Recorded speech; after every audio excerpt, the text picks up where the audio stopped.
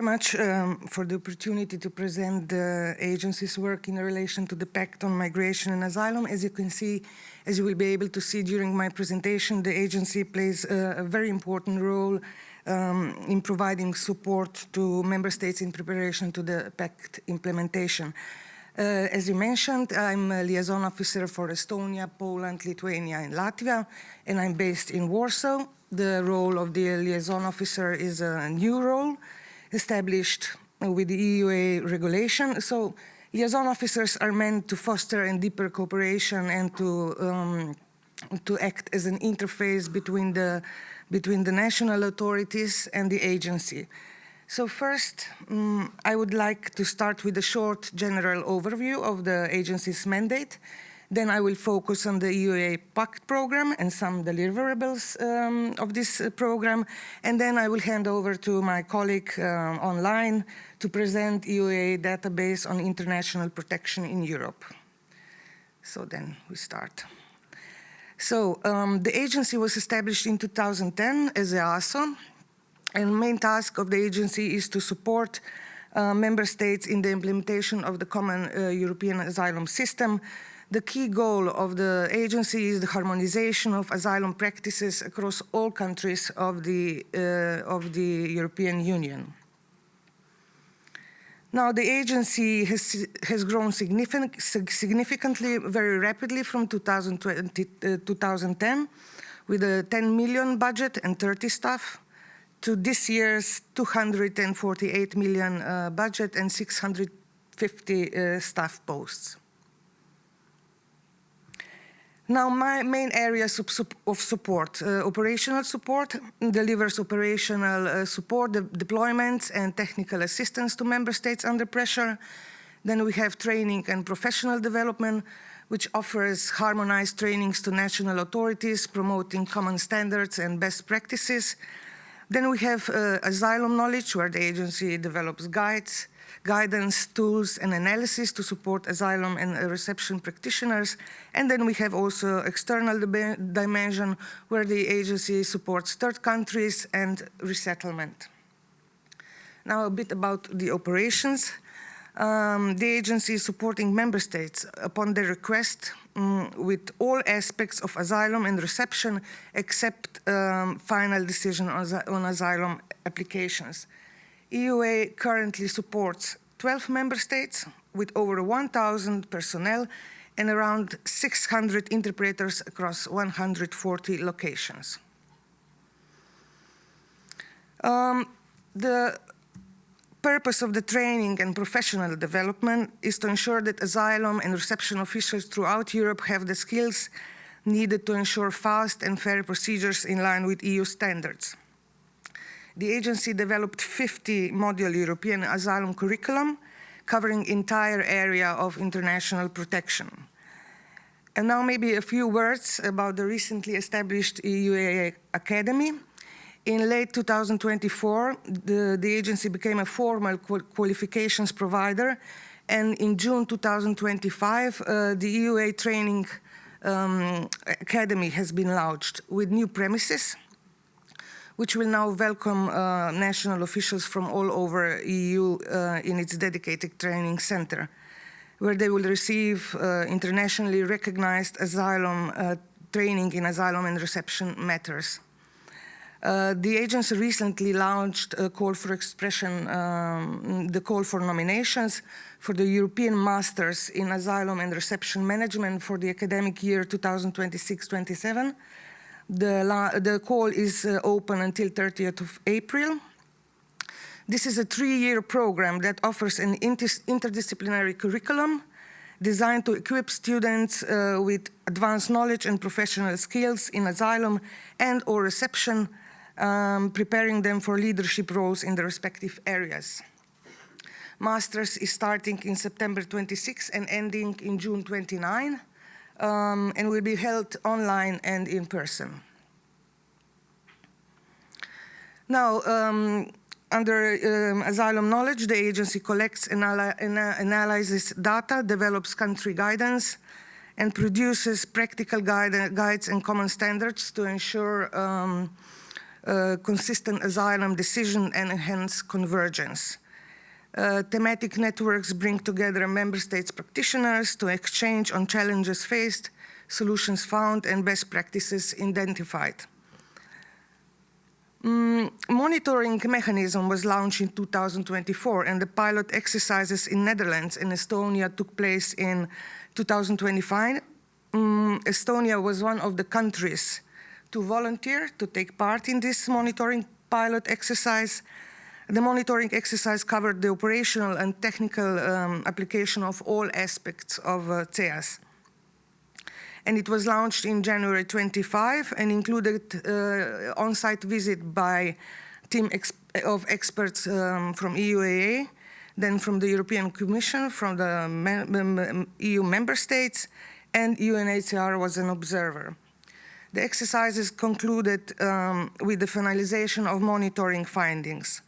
The operationalization of the monitoring mechanism in light of the Pact on Migration and Asylum presents a key opportunity to identify shortcomings and further develop robust and resilient national asylum systems across EU. The full mechanism will be launched this year as per a management board decision of the agency.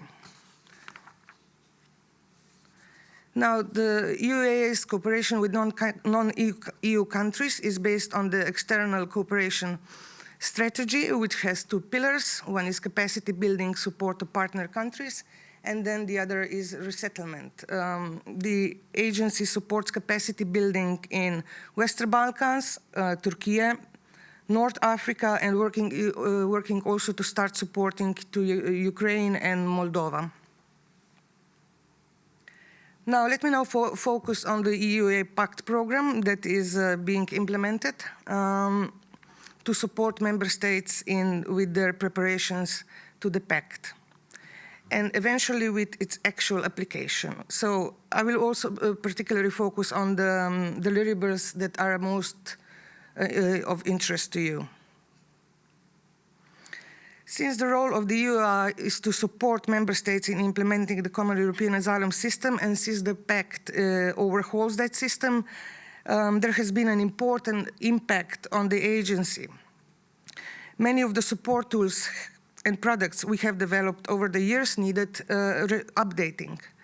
So the EUA is using a program management approach to ensure a comprehensive, coordinated, and methodical way to transitions to the Pact, especially in the light of many tight timescales involved. In terms of structure, the program consists of 4 pillars. Pillar 1 focuses on adapting our own products, tools, guidance, training models to bring them in line with the Pact, or drafting new ones according to the Pact legislation. The second pillar concerns our support to the Commission first with providing assistance to the creation of the common implementation plan, but also consists of broader support on various aspects of the Pact. Pillar 3 relates to our support to member states in developing their national implementation plans upon request. So all of the products we are updating and developing under Pillar 1 can be factored in by member states when developing their national implementation plans. And finally, the 4th pillar entails our support to member states in rolling out their national implementation plans, which will depend on how member states see our role in supporting them and what requests we receive. Now, the timeline. The Pact program was launched in March 2024. The projects were subsequently identified and initiated. In terms of product developments, the bulk of the work was done in 2025 and will continue to be undertaken until June 26, when the Pact will enter into application. However, some guides and tools, as well as training modules, will continue to be updated and developed also in the subsequent months and years. On this slide, you can see an overview of the program's Pillar 1 state of play. including percentages of program completion and remaining work.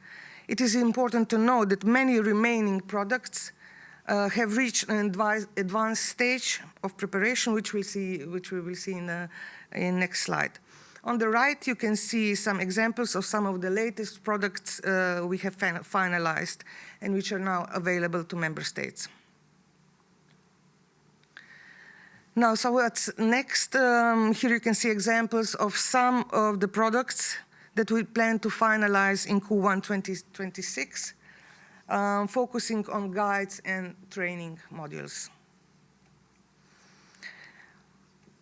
Now, I will be presenting key products that we have been asked to focus on as a particular interest of you. The agency developed a calculation model to estimate the human resources and reception capacity needed for the adequate capacity of member states to implement screening and border procedure. This was also used during the pact negotiations and has been further fine-tuned since. On request of the Commission, the agency drafted a non-paper explaining the rationale behind these calculations and to describe the potential workflows to implement screening and border procedures following an analysis of the new legislation. The non-paper describes workflows and tasks related to the screening, asylum border procedure, and return border procedure. Furthermore, those workflows are presented in models of multipurpose centers, where all parts of the screening, asylum border procedure, and return border procedure are under one roof, in a single purpose centers per step of the process, and finally, in the model of transit centers at airports. In this slide, a visualization of the three components of the general workflow is shown with high-level steps of each process. Key elements of the general workflow: screening, asylum border procedure, and return border procedure. The workflows describe the steps of the process, including tasks, time required to execute those tasks, and the profile of staff needed. These were needed to allow making calculation of the staff needed to implement border procedures for a given capacity.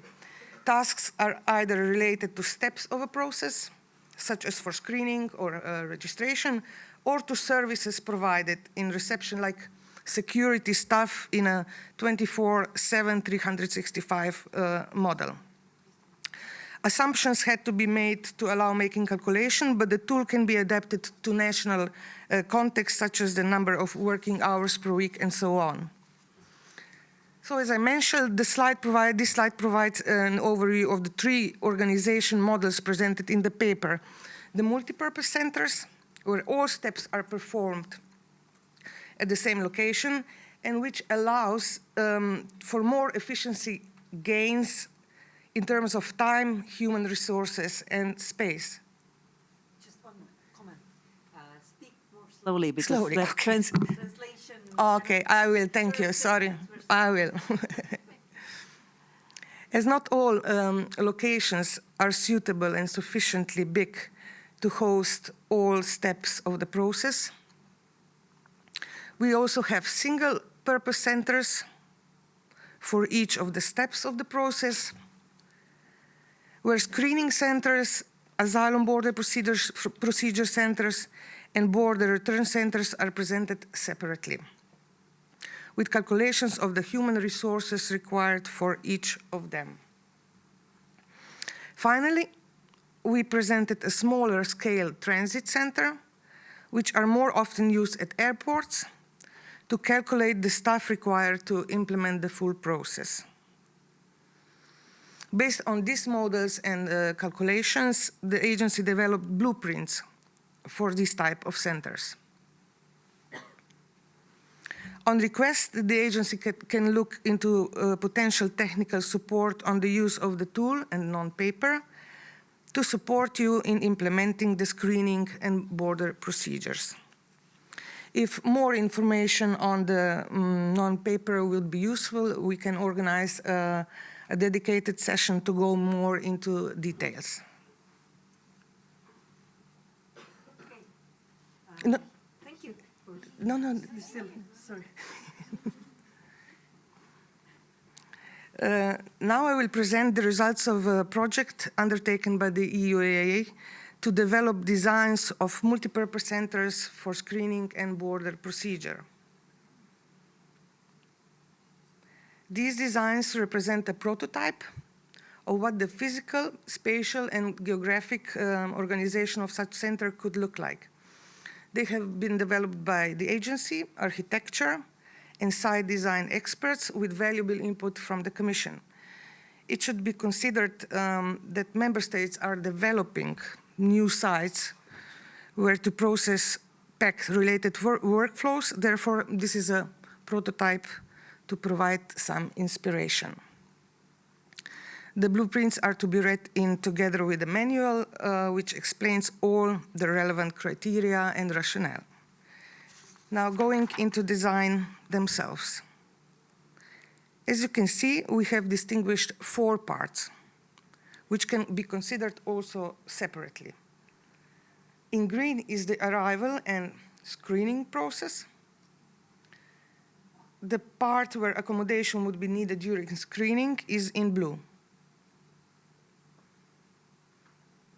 In orange, we have the Asylum Border Procedure Center with processing facility and accommodation, mirroring screening accommodation for which the reception directive applies.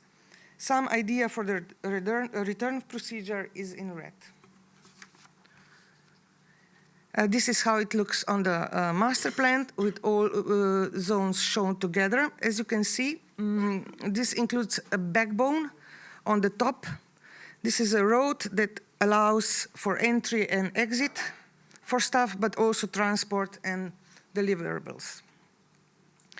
If you're interested in more detailed presentation, we can organize a dedicated session on that. Now I will move to an important piece of guidance we have developed, and this is the guidelines on alternatives to detention. The EUA was tasked by the Pact on Migration and Asylum to develop guidelines on alternatives to detention by December 2024. Despite the tight timeline, the agency has put in place all the efforts to ensure an inclusive and consultative approach. Aside from involvement of member states and international organizations, we closely coordinated with Frontex for the parts concerning the return procedure and the return border procedure in line with their mandate. Just to provide a quick overview, the guidelines aim at providing member states, competent authorities with a tool that summarizes the main aspects of alternatives to detention during the different stages of the decision-making process. The document is divided into 6 sections. First is defining, then establishing, deciding, implementing, reviewing, and ending. Each section includes guidelines, followed in relevant cases by examples of member states' practices. The 10 guidelines are built upon the main legislative instruments, such as the Reception Conditions Directive, Asylum Procedure Regulation, and the Asylum Migration Management Regulation. When applicable, specific considerations analyzing the impact of the newly introduced border procedures on alternatives to detention have been included in relevant guidelines. This slide provides an overview of the main alternatives to detention that member states implement. I would just like to highlight that these alternatives are not exhaustive and that these alternatives can be used autonomously or in combination. Most importantly, there must be viable alternatives to detention. Member states should make available at least 2 options and cannot detain individuals only on the basis that no alternative to detention, no alternatives to detention are available in the national legislation. Lastly, particular attention has been paid to distinguish alternatives to detentions, to the restrictions of freedom of movement. In some cases, the same measure can be used as an alternative to detention under Article 10 of the Reception Conditions Directive, or as a restriction of freedom of movement under Article 9 of the Reception Conditions Directive. The key criteria to take into account is that alternatives to detention apply only if there is a legitimate ground for detention. Now, I will present the consolidated draft of the screening toolbox, as its primary target audience is law enforcement authorities, including border guards. Frontex has taken the lead in developing the toolbox. The UAA has contributed to the development process within its mandate and area of expertise, namely focusing more on vulnerability-related elements and information provision. Now, to begin, allow me to outline the purpose and scope of the toolbox. It intends to support screening authorities in conducting screening and various checks as per the new screening regulation, focusing on operational aspects. More precisely, the primary resources refer to practical templates for voluntary use by member states, accompanied by a step-by-step screening overview that covers the operational aspects of the screening process. The toolbox also provides guidance on how to use the templates and on how to conduct the checks. The toolbox is designed to be fully aligned with and complementary to the Commission's guidance on the screening regulation. Here is the overview of the content. So the toolbox includes template of the screening form and annex, information provision template and explanatory note, vulnerability checklist template and practical annex on conducting the preliminary vulnerability check, and aligned description of training offered by Frontex and UAA. The above two templates and tools are accompanied by a step-by-step overview with recommendations to member states, screening authorities on their role in the screening process.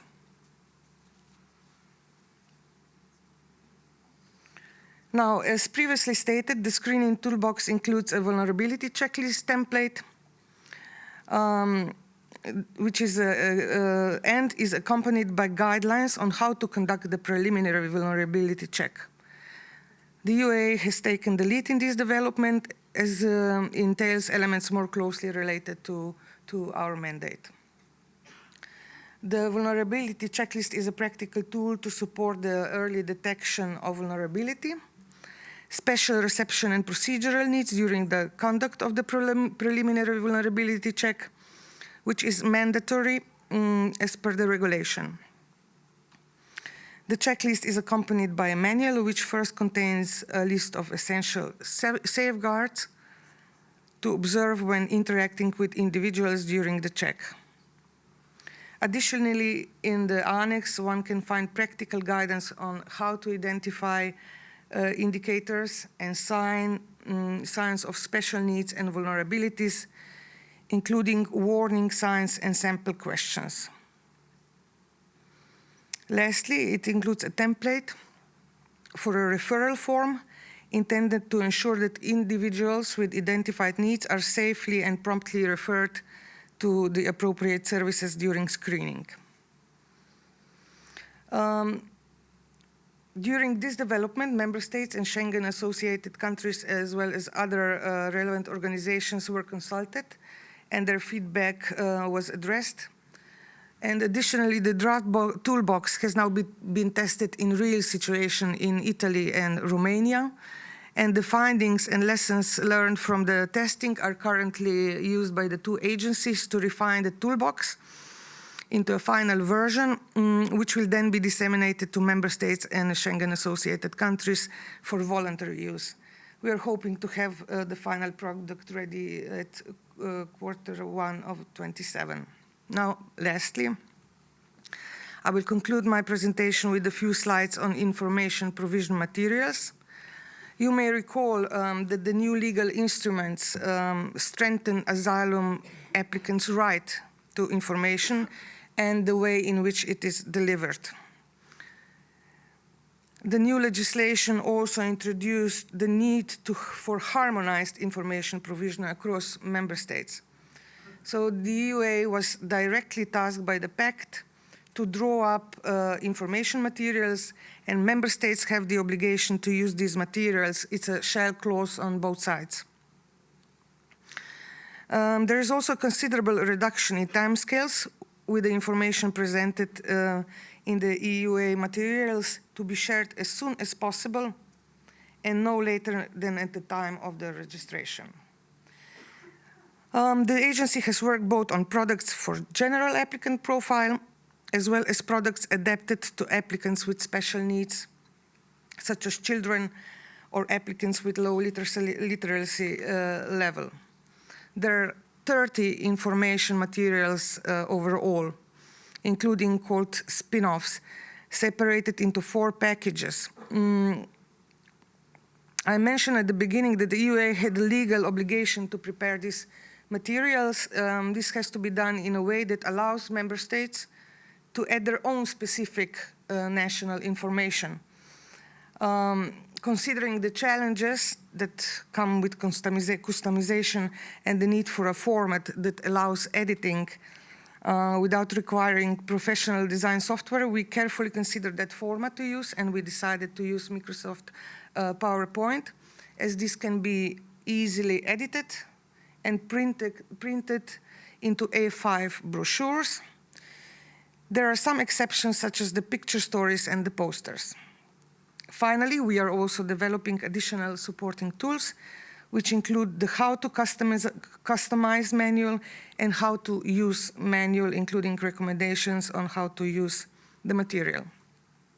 All material have been translated into all EU languages and 20 applicants' languages and have been shared with the member states. With that, I conclude my presentation. Thank you for your patience, and I will give the floor now to my colleague, Pietro, online. Just a second, don't move yet. And sorry for interrupting you earlier, because you had so many sub-presentation in your presentation that I just... And since there are so many questions already for you, then I will ask some of the questions, and then we'll move on to Pietro, and later on people can still ask more questions from Darja as well. I hope I will be able to answer, otherwise I will provide a written answer, because there's, as you said, there was a lot of expert parts here, so... And there are already about 10 questions for you, so I will take some of them. So, first of all, the most popular question. When you make the models for organizing the work and infrastructure, then do you take into account, when you make the prototypes, smaller countries, the interest of smaller countries where one person may have more roles and tasks, and the flow of foreigners can be uneven or even unpredictable? Yes, it's true that sometimes those prototypes look really ideal. But yes, we also took into consideration the different size of administrations across EU. Okay, so we have a bit critical question. Is there a timeline when those yet unpublished guidelines will reach the member states? If all your guidelines are not ready yet, then how should the member states be able to implement them? Yes, thank you. So I presented the Pact products timeline. So we already delivered a lot of training guides and products. But yes, we are quite on time, and they will be ready as planned. So yeah, and of course, member states will be informed when they will be ready and ready to use. One person also asks whether the guidelines, the usage of those guidelines is mandatory. No, I explained what is mandatory and what is voluntary. For instance, information materials are mandatory to use by member states, and these non-paper and blueprints are just like a help to member states when they're organizing their own system. And one question says that Estonia also participated in the monitoring mechanism. And can you give some feedback? How did Estonia do? No, I mean, Estonia volunteered for the pilot monitoring exercise, and the observations were shared with the Estonian authorities, and no, I cannot give any feedback on that. Okay, since we want to leave some time for the questions after Pietro speaks as well, I think it's fair that now we move online to sunny Malta. Oh, yes. And thank you. And Pietro Orfei, who's the research officer at the Asylum Agency, will talk to you now. Good morning, everyone. Thank you for having us today, even in the online format. And thank you, Daria, for your presentation. As I was mentioned, I'm a research officer in the information analysis sector at the UAA, and today I'm very happy to introduce you to the AUAA database on international protection in Europe. That is a new public available platform that the UAA launched last October. So this database is an official source of current and comprehensive information on international protection across 30 EU plus countries, so the EU member state plus Iceland, Norway, and Switzerland.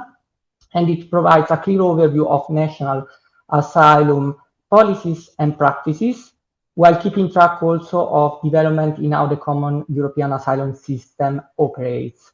As the Pact on Migration and Asylum begins its implementation, this database becomes even more important because it brings together reliable, comparable, and up-to-date information to help us understand how national systems are adapting, where changes are taking place, and how countries are aligning with the new Pact measures and provisions. So here you will see the slides together with me. I would like to go to the aims of this publicly available database that it's essential, and I would say the main added value of this platform is to have publicly available information that is really relevant for our work as practitioners in asylum, to have information publicly available also in view of the Pact implementation. The database on international protection in Europe, that we call also internally as DIP, is a comprehensive and high-quality source of information on international protection. And here I would like to stress our methodology developed at a UAA level for different outputs and systems. So in our team, the information analysis sector, each colleague is responsible for a portfolio of countries and conduct desk research on international protection on a daily basis. This information is compiled by our team members and sent for review to the national authorities that confirm the information and may add also additional aspects. This information came from official sources from a variety of stakeholders, national administration, but also international organizations, EU agencies and networks, civil society organizations, think tanks and academia. And so in this way, we have an objective source of information on the situation in asylum, and we foster information sharing and knowledge management across EU plus countries. This way, we also have in place a platform that supports evidence-based decision-making, policy-making, but also discussion on asylum and migration. We know that these are polarized fields, so it's very good to have in place a platform that provides an objective and clear picture of the current state of asylum across the different countries. Now, moving forward, here you have the QR code and the hyperlink to the actual system. So feel free to join me in this presentation by reaching the platform. Just to let you know that I will use some slides for the sake of time. And so starting from the home page of the system, all the information is accessible from here. And as you may see, there is this disclaimer in the main page that the database is currently under development and it's actively being updated with new content and features. I will share with you a timeline at the end of this presentation on the next steps for this project, but just to let you know that the content is constantly uploaded and revised by us. So in order to keep track of developments on the pact, but also on asylum and reception, feel free to consult the platform on a regular basis. Currently, we have two main features: the information at country level and the recent developments timeline. And now I will show you how you can use these features and how you can consult this also in view of the pact implementation. So starting from the country profiles page, here you can have an overview of national asylum policies and practices across the different EU plus countries. So the member states plus Ireland, Norway, and Switzerland. And you can select the country of your interest and be redirected to the different thematic areas included for each EU plus country. So currently we cover 12 thematic pages, and these are related to asylum and reception. The page structure is consistent across all the different countries to ensure comparability. And this information is presented in a descriptive manner. So as a UEA, we are not assessing national policies or practices. We are just presenting the practices and the policies based on official documentation and legislation act. And here I can give you an example with the page for reception. So you have the possibility to consult the different section and information available under the different page and export them on your devices. And this information, as I was mentioning, is coming from national legislation, official sources, but also provided by national authorities themselves. Throughout the 2026, with the pact entering in application, we will further align the content structure with the pact provisions and deliverable, while the content on the pact on migration and asylum will be updated constantly on the system. So if you consult these pages are currently reviewed and up to date and validated by the national administration. Moving forward, the second feature is related to the developments in asylum timeline. That is an interactive timeline that displays developments in asylum and reception in chronological order. Here we document developments in asylum and reception, including events, publication, but also latest jurisprudence and policy and legislative changes. We have a clear distinction when the information comes from national authorities, so official website of national administration, and when the information comes from complementary sources, so for instance, EU institutions, agencies and bodies, international organizations, and also civil society organizations.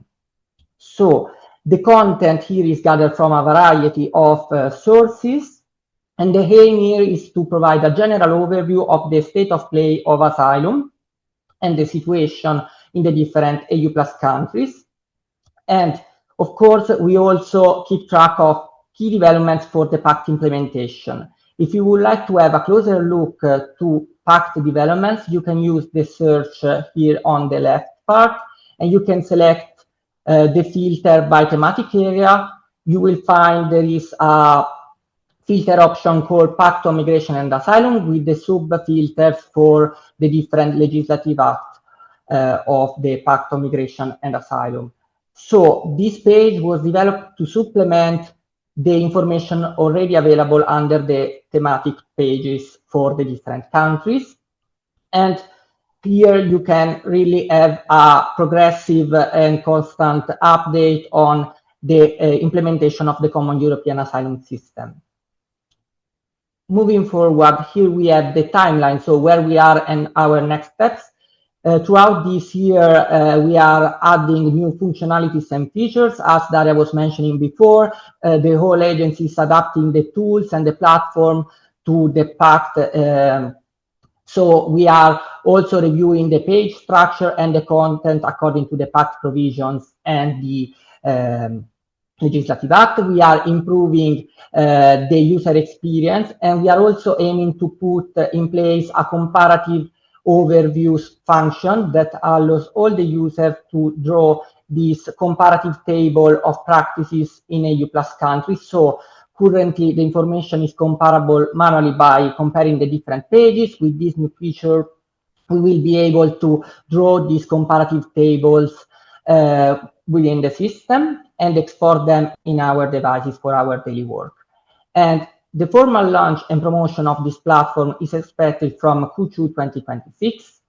We are aiming to add new features. And of course, if you have any feedback, feel free to liaise with us because our projects are alive. So we are always taking into account the feedback from the different stakeholders. So feel free to liaise with us. Now, before coming to an end to my short presentation, I would like also to share with you several activities and tools managed by the information analysis sector that help us keep track of developments in view of the pact implementation. Just to explain you a bit this slide, the database on international protection in Europe is working in parallel and together with different outputs and activities managed by our sector. So the information on the database feeds other AUAA outputs, while also these other outputs are enriching the database on international protection in Europe. Here we have some examples. For instance, the UAA Asylum Report, that is the flagship report of the Agency on International Protection, and provide this picture of the state of play of asylum in a specific field of reference, and also this is publicly available output. Then we have the platform publicly available, that is the AUAA, who is doing international protection in EU plus countries, and this platform consists on a platform that map key stakeholders' roles and responsibilities on international protection across the different EU plus countries, and this platform will be soon migrated to the database on international protection, so we will have one point of reference to consult this information. Then we have the UAA case law database, that is an additional publicly available tool managed by the information analysis sector, that is a point of reference on case law and jurisprudence pronounced by international and national courts across the different EU plus countries, and this will be integrated in the IP as well. So the two platforms will be interlinked with hyperlinks, a content mirror among the two platforms. And then we have two restricted platforms, the UAA Information and Documentation System, that was the ground to develop the public available database on international protection in Europe, and was the restricted version of the IP, and now is undergoing the commission. And then we have the query portal that is restricted to national authorities only, and this is an interactive tool where national authorities can exchange information on policies and practices. Now, coming to the real end of the presentation, here you have our functional mailbox in case you are interested on our work and activity, and in case you would like to submit any feedback you may have. And here you have also the contacts of my colleague Elena Principe, that is our team contact point responsible to conduct desk research on Estonia developments. And in case you have anything you would like to share, feel free to contact Elena directly. So I would like to thank you for your time and attention, and I hope you find this presentation useful. Thank you.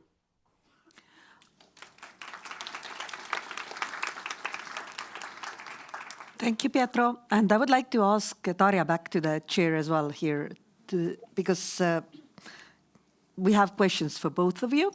First of all, I would like to ask from Pietro, what kind of sources are used for the information in the portal?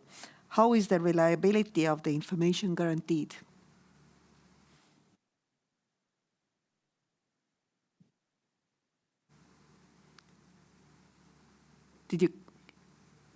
Pietro, did you get the question?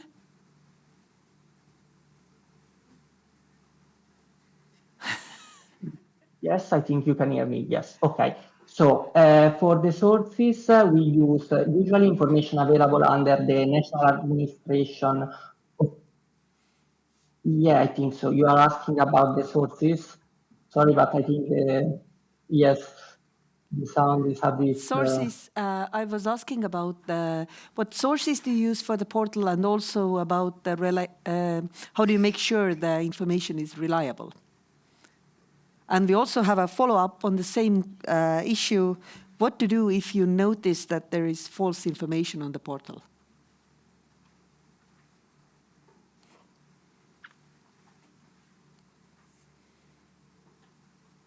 Yes, apologies. I think there's something with the.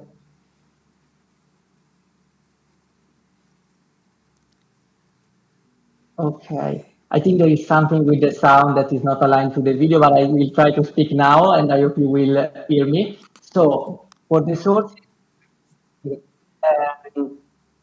official websites of national administration involved in asylum and reception,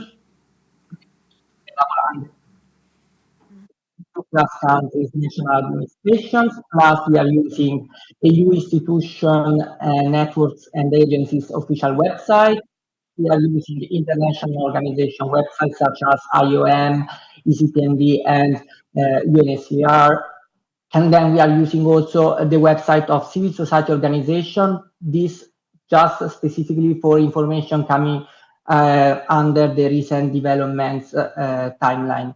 So this information is then reviewed and confirmed by the national administration on a constant way. So we have a validation period around 9 weeks to give the possibility to the national authorities to see this information and have the possibility to submit any comment, if any. And I don't know if I cover all the points. I think so. Okay, I have another question for you. Who has access to the portal? Says the portal.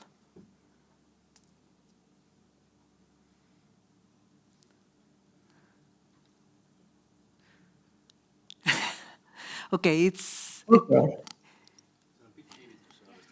So access to the portal since the platform is public. Yes. So access to the portal since the system is publicly available is accessible to all.